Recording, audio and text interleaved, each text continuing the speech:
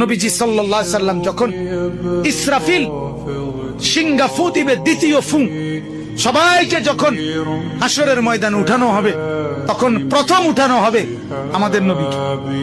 হাদিসে আছে 4 ফেরেশতা জিবরাইল, মিকাইল, ইসরাফিল, আজরাইল আসবেন নবীজির রওজা মুবারকে। এসে সবার পক্ষ থেকে জিবরাইল ডাক দিবে, ইয়া রাসূলুল্লাহ, হাসরের ময়দানে যাওয়ার জন্য আপনি কবর থেকে ওঠেন। হাদিসে আছে আল্লাহর নবী সাল্লাল্লাহু আলাইহি সাল্লাম কবর থেকে চোখ মেলবেন, আর উঠে দাঁড়াইতেই কপালের বালু মুছতে মুছতে তাকাইয়েই বলবেন প্রথম কথা, জিবরাইল, তোমরা শুধু 4 জন ফেরেশতাই আসলা আমাকে নেওয়ার জন্য, আমার উম্মত আসে নাই। আমার উম্মত কোথায়? আমার উম্মতের হালাত, আমার উম্মত কি আমার বর্তমানে জাহান্নামে চলে গেল নাকি?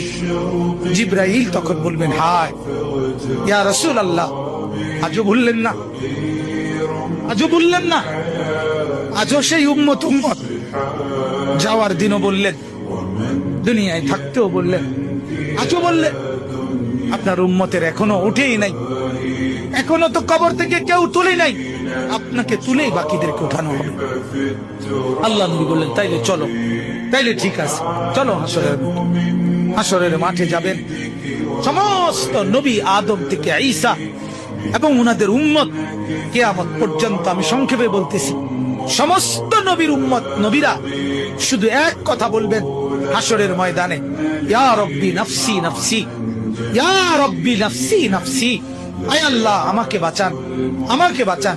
সমস্ত ফেরেশতারাও বলবে, আল্লাহ আমাকে বাঁচান। সমস্ত জিন বলবে, আল্লাহ আমাকে বাঁচান। পুরা হাসরের মাঠে একই শব্দ, আল্লাহ আমাকে বাঁচান, আমাকে বাঁচান।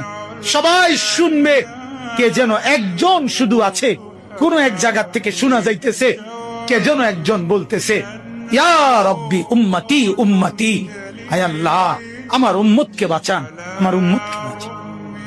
তিনি মুহাম্মদুর রাসূলুল্লাহ সাল্লাল্লাহু আলাইহি ওয়াসাল্লাম।